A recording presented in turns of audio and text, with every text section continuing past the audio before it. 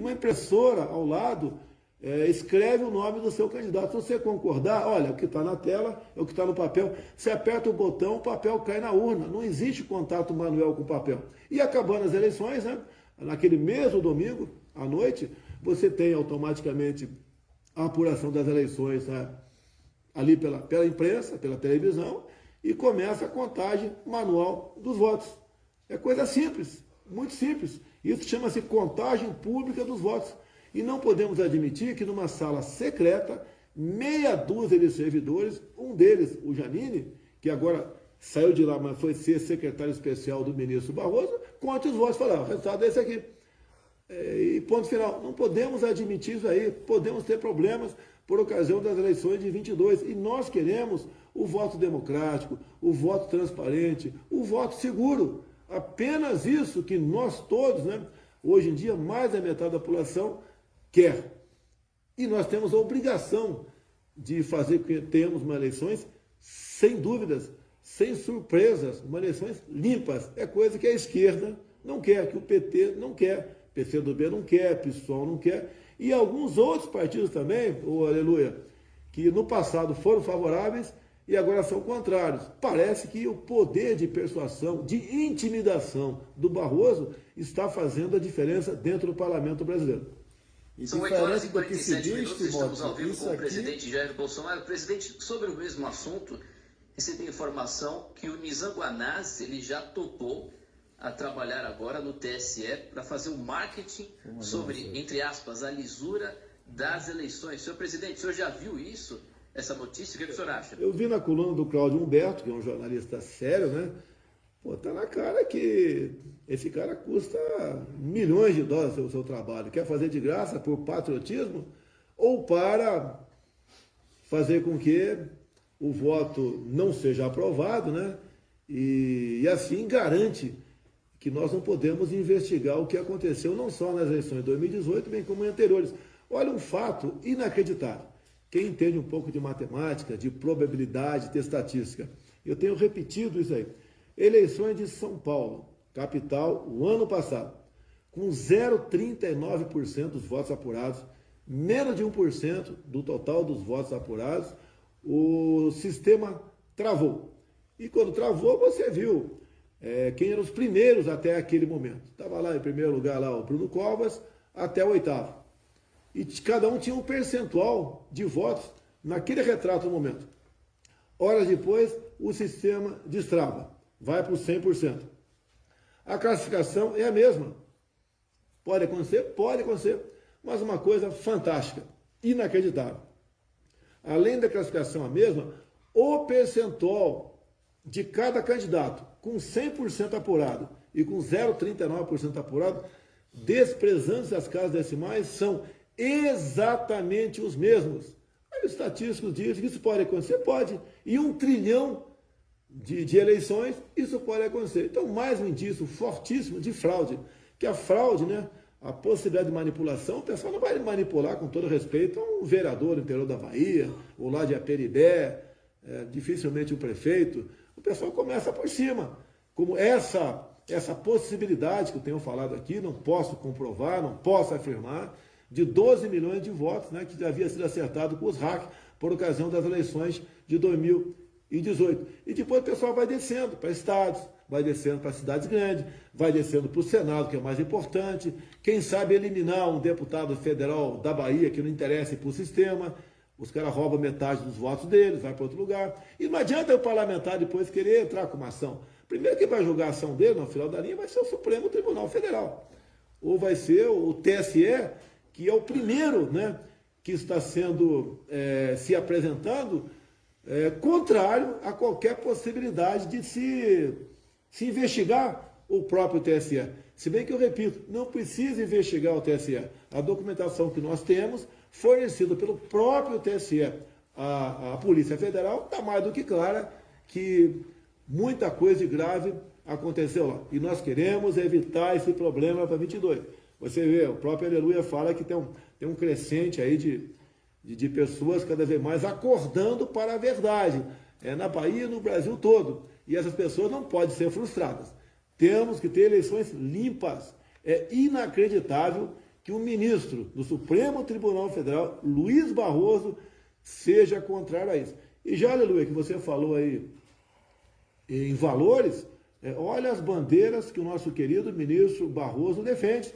Ele defende aborto, ele é contra a redução da maioridade penal, mas ele é favorável à redução da maioridade do estupro de vulnerável, passar de 14 para 12 anos, para quem não sabe o que é isso. Hoje em dia, se uma menina de 14 anos ou 15 tem relações sexuais com um adulto, isso não é estupro. Tá? Mas se de 13 ou 12 tiver, mesmo com consentimento, é estupro.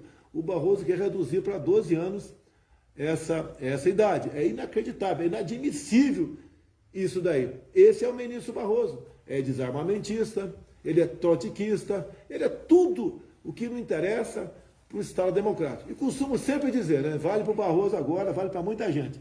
É muito fácil você ser comunista num país livre. Eu quero ver você ser livre num país comunista.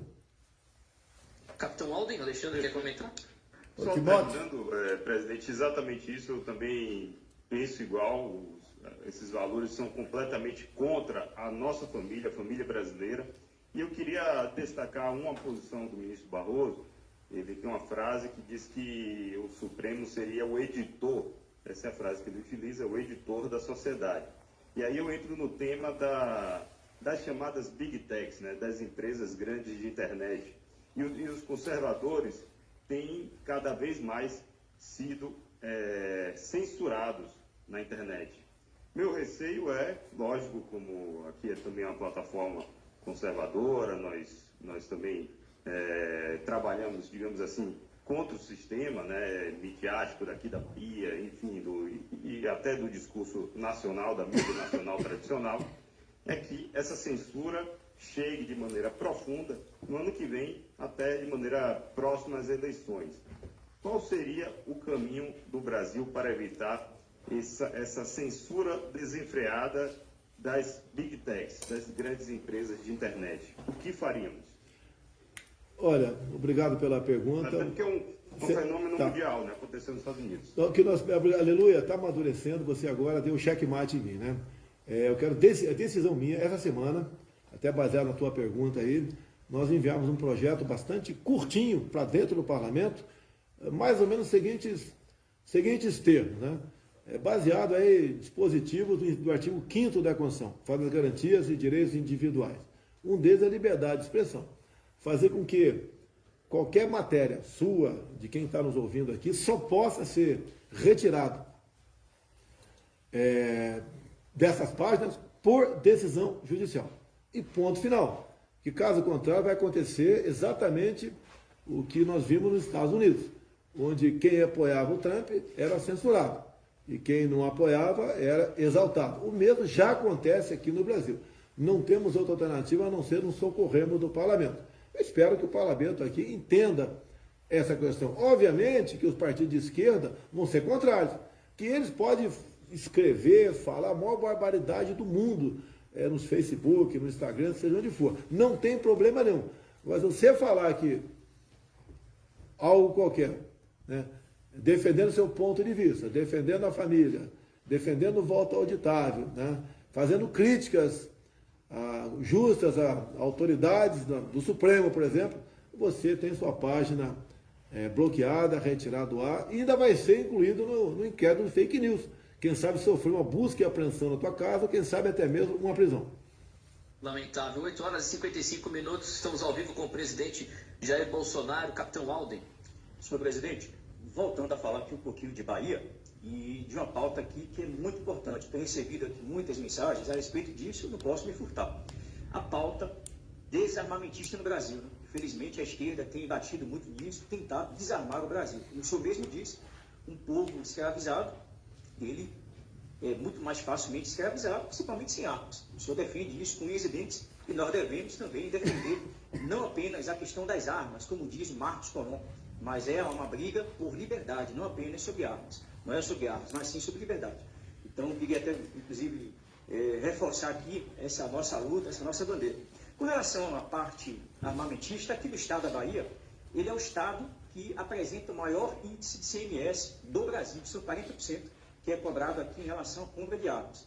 E o pessoal armamentista, e especialmente os CACs, tem me pedido aqui, senhor presidente, para alertar Vossa Excelência de que o sistema SIS-GICORP, que é o sistema informatizado da SFPC, tem o tempo inteiro demonstrado instabilidade, tem dificultado, inclusive, o acesso dos CACs à confecção dos CRs, a liberação da compra de armas, enfim, tem sido uma verdadeira luta aqui no Estado com relação a isso, principalmente porque, por conta da discricionariedade por parte da Polícia Federal, de delegados da Polícia Federal, que dizem sim ou não de uma forma muito própria e discriminatória, muitas vezes, discricionária.